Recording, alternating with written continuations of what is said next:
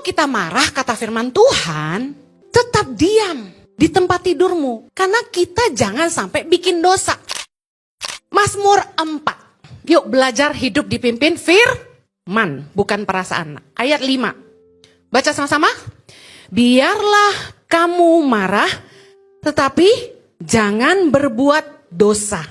Berkata-katalah dalam hatimu di tempat tidurmu, tetapi tetaplah diam. Ayat 6. Persembahkanlah korban yang benar dan percayalah kepada Tuhan. Ayat 7. Banyak orang berkata, siapa yang akan memperlihatkan yang baik kepada kita? Biarlah cahaya wajahmu menyinari kami ya Tuhan. Ayat 8. Kau telah memberikan sukacita kepadaku lebih banyak daripada mereka.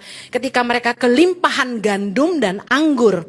Dengan tentram aku mau membaringkan diri lalu segera tidur. Sebab hanya Engkaulah ya Tuhan yang membiarkan aku diam dengan aman. Saya kasih tahu.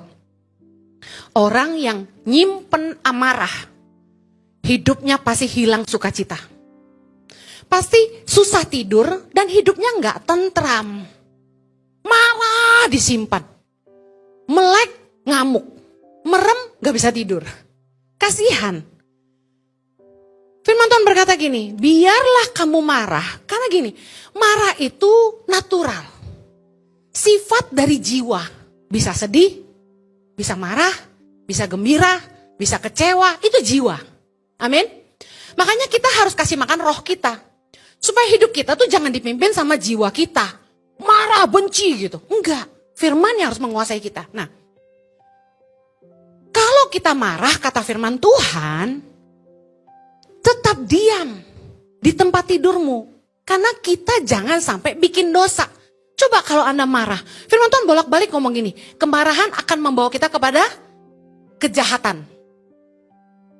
Kemarahan akan memimpin kita kepada kejahatan. Waktu kita marah sama orang, yang timbul di kepala kita dan hati kita tuh niat jahat. Pasti. Mau jatoin dia, mau hancurin dia, mau rusak nama baiknya. Saya kasih tahu, Anda jatoin orang, jangan bangga.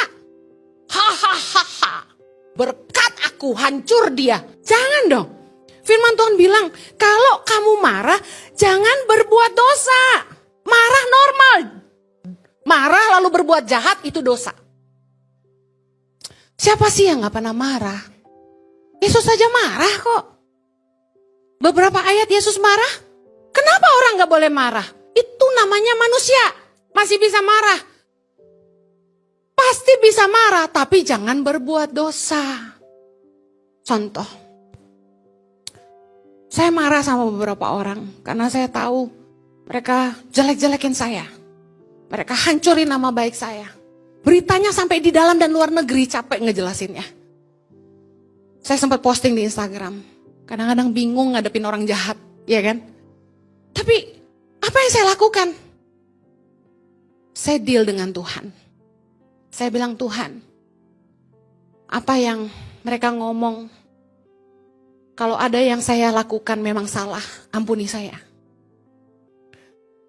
Saya mau bertobat. Tapi tolong saya, supaya saya gak nyimpan kepahitan sama orang-orang ini. Saya doain seperti Yesus doain orang jahat. Bapak ampuni mereka karena mereka gak tahu apa yang mereka lakukan. Saya minta Tuhan bersihkan pikiran saya, hati saya. Supaya saya gak nyimpan dendam. Supaya perkataan jahat orang tuh gak terekam di benak saya. Saya deal dengan itu.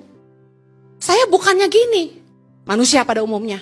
Begitu disakiti orang, kurang ajar lu, ngomong sembarangan lu, mulut gak sekolah lu gitu kan, berantem kan. Anda boleh tanya semua orang yang kenal saya tidak pernah bertengkar sama orang. Orang cari gara-gara sama saya banyak.